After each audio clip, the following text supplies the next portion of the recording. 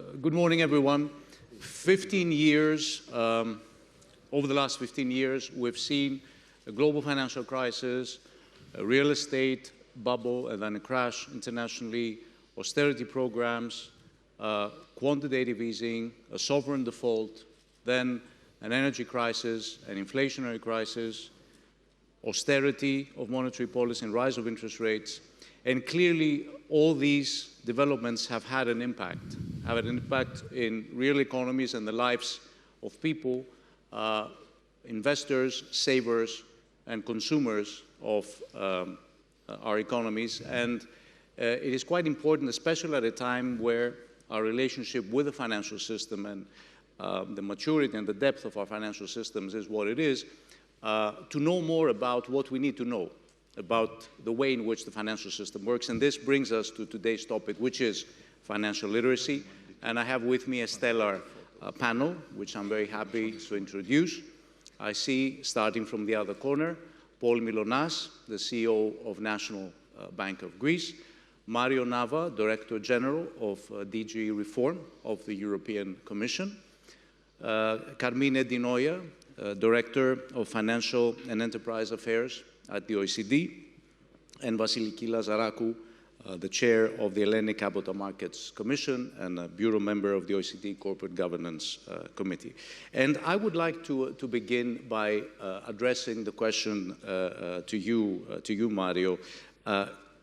Tell us a few things about why today's economic context is important for enhancing financial literacy, and tell us a few things about the important role of the DG Reform in that objective. Thank you. Thank you very much, first of all. I'm very happy to be here in Delphi. I must say, it's great to be on a podium with friends. And this room normally is the room of the heads of state and government. I mean, I saw Mitsotakis and Christodoulides speaking from here, and it's full. So thank you very much for being there. We can only do bad and see you going out. So why? I mean, we have to be very clear. The world has become much more complex, as we know. We faced in the last 5 years, two events that didn't happen for the last 100 years: a pandemic and a war, and then another war equally close. It's inevitable that these things had repercussion on the economy, and they had repercussion on the way people look at their savings, on the way people look at their prospects, for example, for a simple thing like a future pension, on the way people look at their possibilities, for example, of using different financial systems. So clearly, there was already a need for financial literacy that I think, in fairness, has been clearly identified since the beginning of the 2000s by the European institution. The first time it entered into a directive was in the Mortgage Credit Directive back in 2007 or 2008 with an article calling for member states to have a plan for financial literacy. But let's say it has now moved from the level of the jure necessity to do it and declaration in regulation and directive to the level where people need to do it. So it's not anymore a nice to have, it's very clearly a need to have if you want to profit of the opportunities that come from the world, if you want to be able to save for a pension, and so on and on. Together with that, so together with the difficulties, the necessity for doing that, I think the Commission in 2020 decided to make DG Reform an independent DG, and they gave us a rather vast mandate that looks at many areas, among which an important part of our job, about 15–20% of our overall projects, are in the area of financial literacy, of access to finance in general, and within that area we have financial literacy that is prominent. Now, how do we work? This is important, and then maybe we'll come back to that. But how do you work with member states? It depends very much on the type of situation you face in member states. It depends very much on the type of the vehicles to reach people, because financial literacy is about reaching people, nothing else. And probably not even the people that are in this room. The people that are in this room, they are probably financial literate. Are the people who do not listen to the Delphi Forum, do not read economic papers, do not read papers at all. Are those people that you need to reach, because it's only by reaching those people then you can do it. In that respect, I think we in DG Reform, we have an advantage that we are a very small but agile DG, and we can invent different type of products for different combination. But the most important thing is that we are demand-driven. So there are people like Vassiliki, with whom we interact regularly, and through them we understand what we can do. And then our role is just either to simply bring the products, maybe a video, or bring the expertise and the capacity, and then work with the national authorities with the product. But I would say, if you want the combination of the demand, so there is an obvious societal demand for greater financial literacy. It's important that people know how to manage their money if they want to have a pension, to be very brutal and clear. And on the other hand, the supply side, so the fact that the Commission is willing to support member states at that, I think it can bring results. What must be very important for all the people who are looking at us and listening at us is that this is far from being won. This is a game, a battle. This is something that we need to do all together. I think we have good instruments. I think we measure the difficulty of the task, but we are far from having got to the result, and we need to work very intensively on this. And I really dare to say this is one of the urgency, and I conclude now. Even in the Capital Markets Union Action Plan, for example, the one the Commission made in 2000, financial literacy was there. Our Commissioner for Financial Matters, Meredith McGuinness, she always emphasizes that. So it's work in progress. Carmine, tell us, you have collaborated with DG Reform closely, and you've done important work on financial literacy in Greece. Tell us a few things about the evidence that you have collected and the contribution of the OECD in that debate. Thank you, George, and it's great again also to be here, as Mario said. Maybe there are prime ministers here, but there is an emperor, and Mario also will have a new, even more important things to do in the future. In a sense, we are very sad and very grateful for the work of the DG Reform, of also the team. And honestly, this has been, I think, contributed all over, I would say, the EU to improve many aspects, including, all aspects of capital markets. By the way, the first capital market review that was performed by DG Reform, we still with the previous name, was on Italy. And for example, we passed in Italy in the end, after some years, a bill became a law some weeks ago that actually with many of the recommendations that were there. Now, we are also happy to have been working with DG Reform a lot and to contribute to many of the projects, I would say, on all sides of capital markets. And why we talk about financial literacy, and it's important that we had this project which we presented in January. Because basically for have a good evolution of capital markets and broadly financial markets, you need all sides, supply, demand, and the institutional framework. Financial literacy and a good level of financial literacy is essential for financial inclusion, to have more and more participation to markets with an adequate level of financial consumer protection.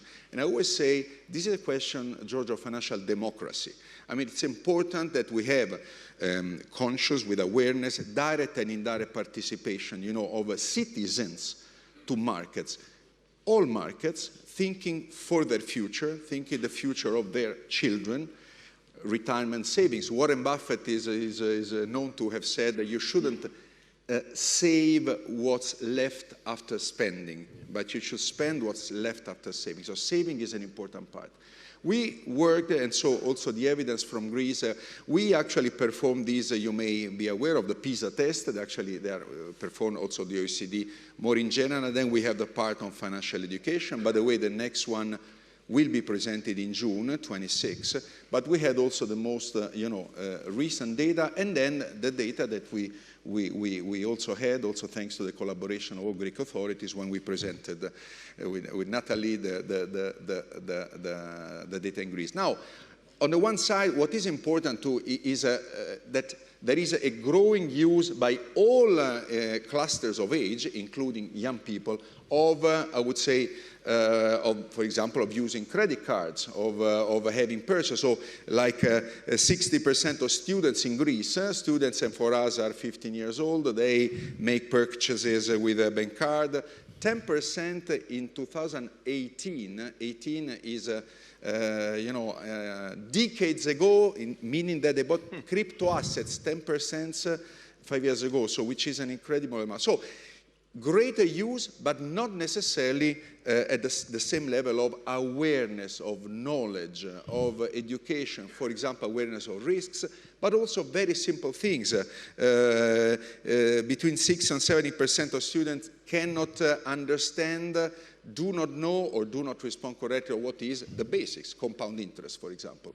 And actually the same, I would say, level of use on one side and of by the way, these results are in more or less the same average of other countries and the EU level. So it's not particularly different. This does not mean that we should be happy.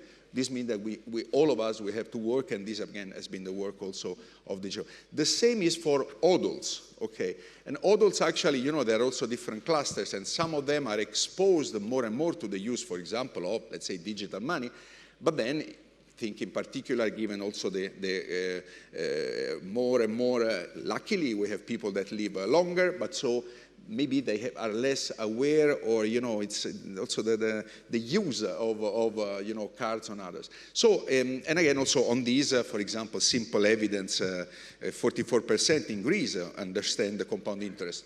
They have more experience with respect to young people, but okay. And under 50% responded correctly to the question of risk diversification. Only 30% actively save in Greece through adults, through savings or deposit accounts. And less than 10% actively invest in the stock market, bond or occupational pension fund. So these are data that we work on, and again, going on having more awareness and financial literacy and education, then I think we can, improve this data to have a safer, healthier, and possibly wealthier use of savings and of money. So the development of the financial market has brought to the fore larger numbers of investors. And I'd like to ask you, Vassiliki, what have your organizations done, ESMA, IOSCO, the Hellenic Capital Markets Commission, in raising awareness of investors regarding the risks and the way in which the financial system functions? Thank you, George. First of all, let me say that we all feel very privileged that we have worked and we had the support of DG Reform under the leadership of Mario and OECD under the leadership of Carmine regarding the assessment of the level of financial education in Greece. Because before you make any progress, you have to make sure that you understand the data, you know what exactly is the level of financial education in your country, and then you can proceed with targeted actions. However, we can do the spot, okay. This is the G Reform and OECD. Some product placement in the panel. However, I have to say that we have already started at an international level and at the ESMA level and at the national level already before this report, and I'm going to explain what exactly these actions include. Let me say that I want to make 3 points. The one point is to make sure that, to understand that the financial education is actually linked to the investor protection. The second is that's why we regulators come in. The second is what kind of initiative, as you mentioned, we have taken at the ESMA level, IOSCO level, and national level. And then I'm going to focus exactly what the Capital Market Commission has done so far and what is going to be done on the basis of this excellent report of OECD and produced by OECD. So let me say that, first of all, it's clear for me that if we want to speak about increase of retail participation in the markets, in general, the financial markets, we want to make sure that we are speaking about well-informed investors.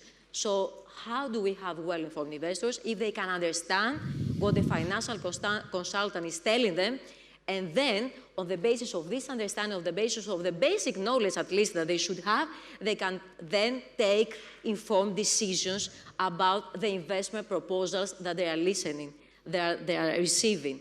So let's say that the most important issue in order to make sure that we raise this financial education level is to raise awareness and be in a position to reach, as Mario said, more people regarding the basic concepts of capital markets. That will enable, let's say, the investors to understand better, take rational decisions, and be less vulnerable to frauds and scams. Because we have seen, for example, in Greece, the Commission, the last 3 years, has issued more than 110 warnings regarding scams, regarding provision of services by unauthorized persons. And this has not reached out to the public because we see that in the OECD report, there was like 20%, if I remember well, of people saying they are not aware of warnings that are issued by the Capital Market Commission, which we do every day, let's say, in a way, we like issue another warning. So one thing that we need to make sure is that we see how we can better educate in the sense of raising awareness regarding all these frauds.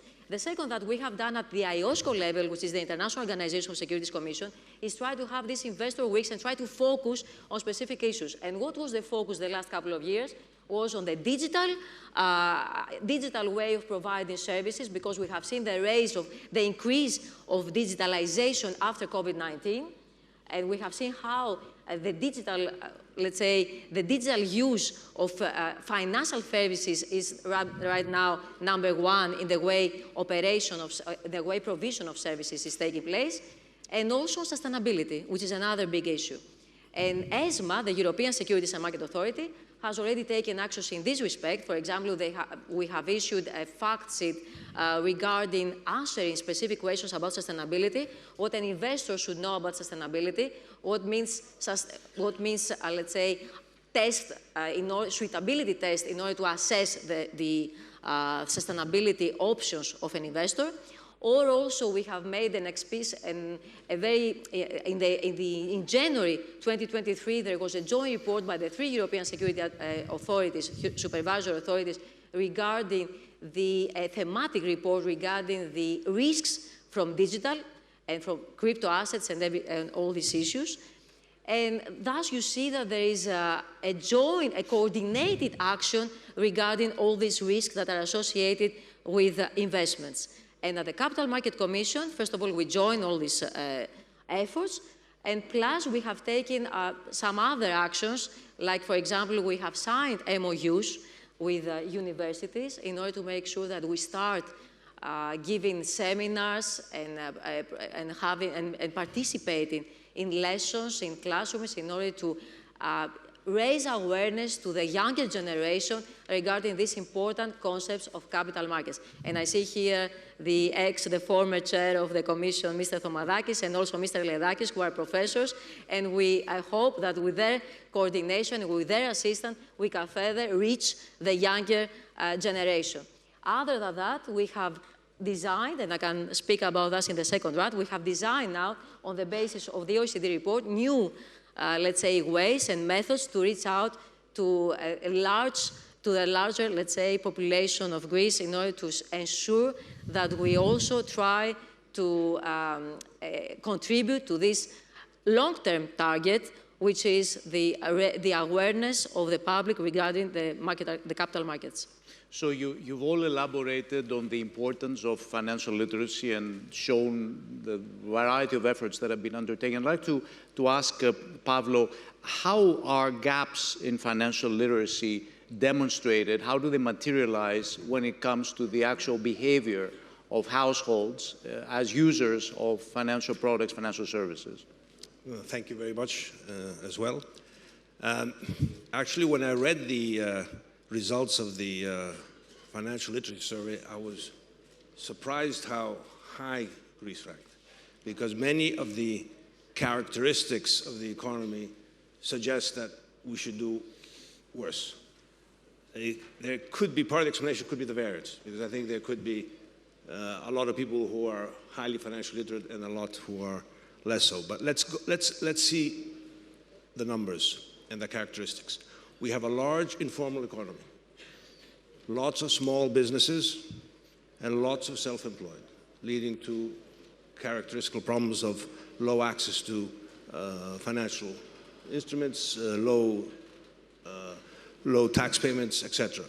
We have the crisis which led to high risk aversion, but this risk aversion existed even before the crisis. The typical Greek household puts most of their savings into simple current accounts or into real estate. Mutual funds are at 4 or 5% of GDP, 25% of the OECD or EU average. Insurance is also not used much, perhaps due to the paternalistic role of the state pre-crisis in giving out generous pensions, but that doesn't exist anymore. Premium or for due to environment, robberies, fires, earthquakes, insurance is not used.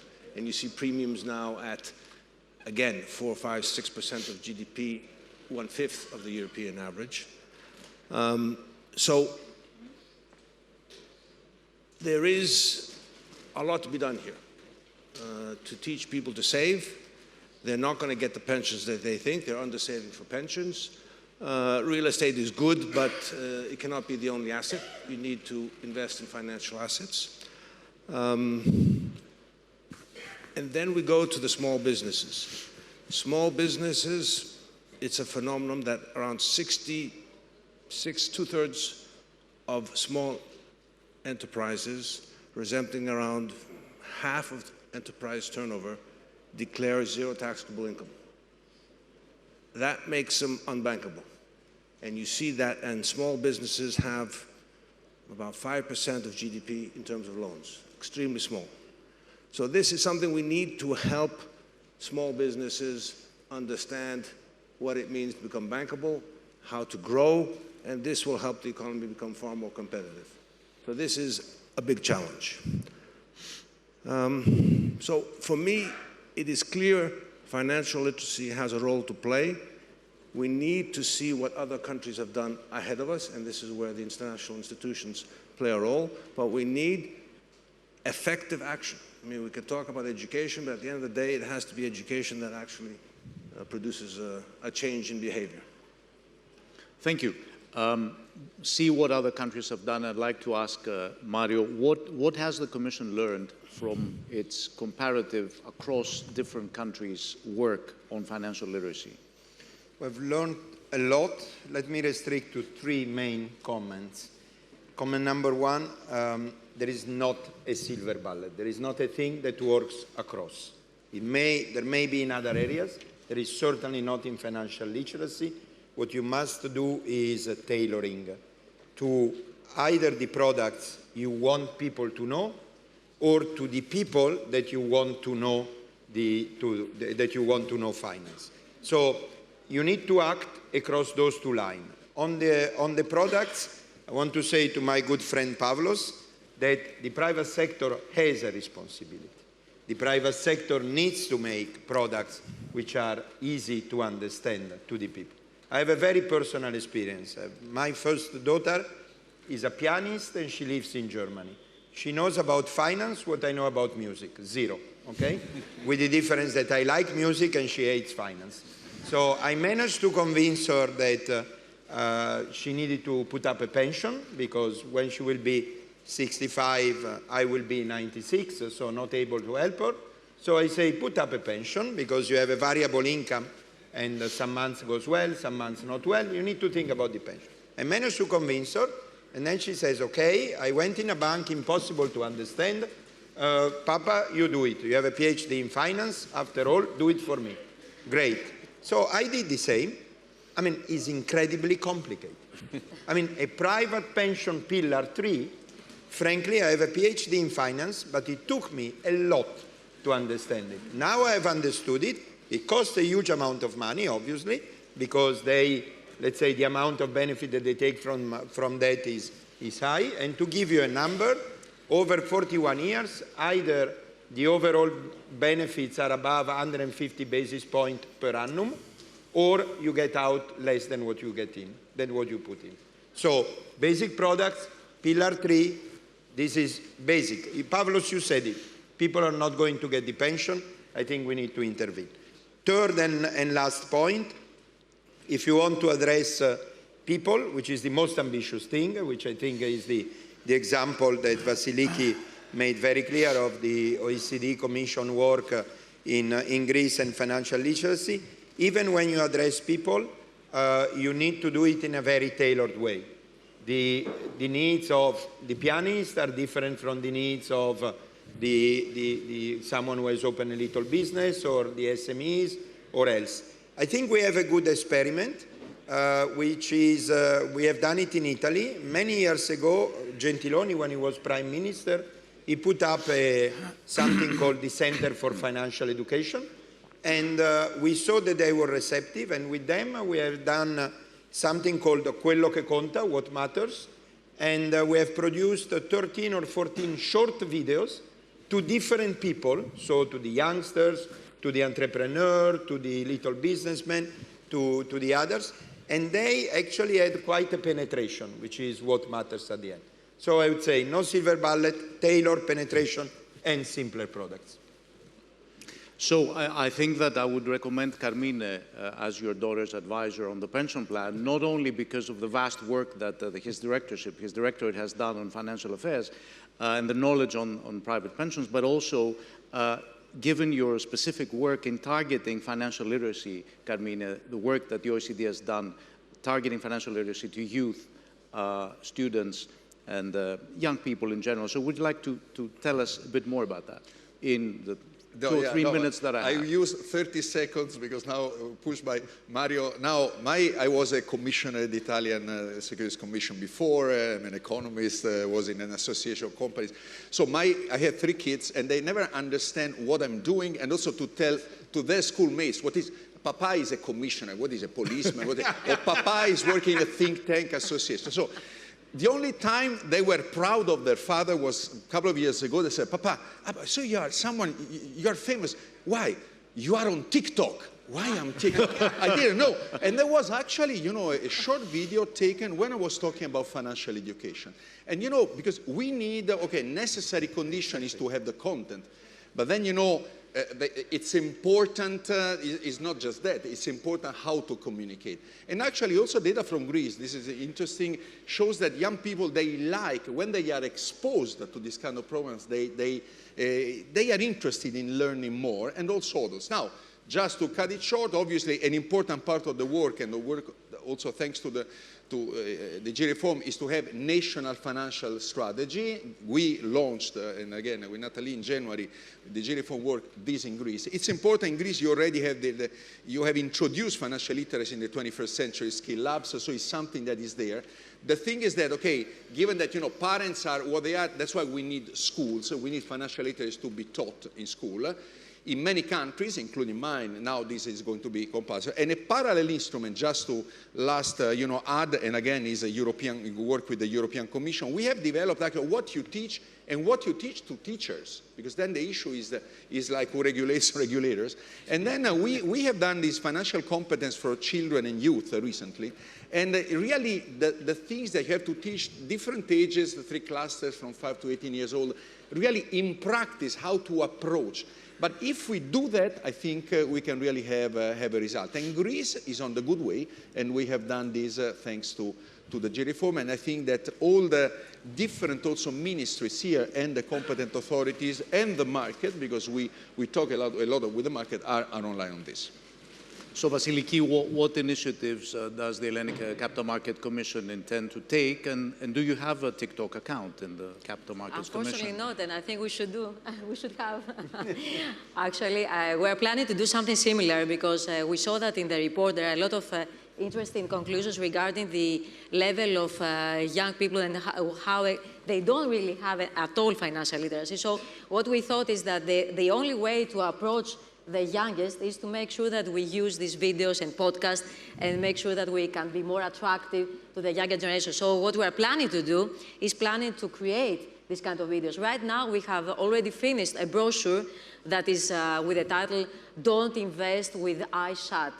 And we have included, we are ready to publish it, and then we saw the Commission, the DG Reform and the OECD report regarding some with specific conclusions, and then we try to add in this brochure some of the conclusions. For example, when you mentioned that there are people in Greece that do not really know that when you have a platform and you don't need to sign a paper contract. So we tried to include this in our brochure. But this, okay, we're going to publish the brochure next week, and we're going to distribute this to the public.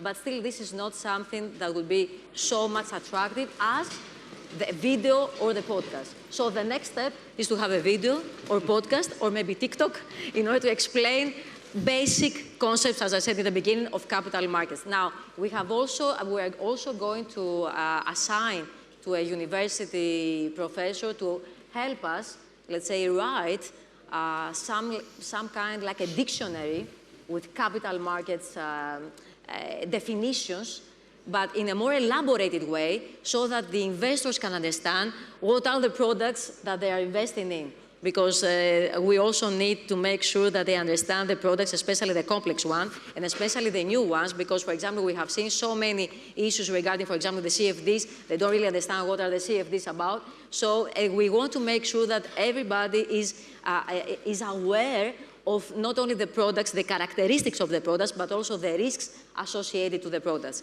And the last thing that we are planning to do is to make sure that we proceed to bigger campaigns. Let's say, for example, associating with the Chamber of Commerce in all areas in Greece to make sure that we have, let's say, a voice and penetration in other areas of Greece, not only in Athens, because we have seen that maybe there is there are people that are not so much financially literate in other areas.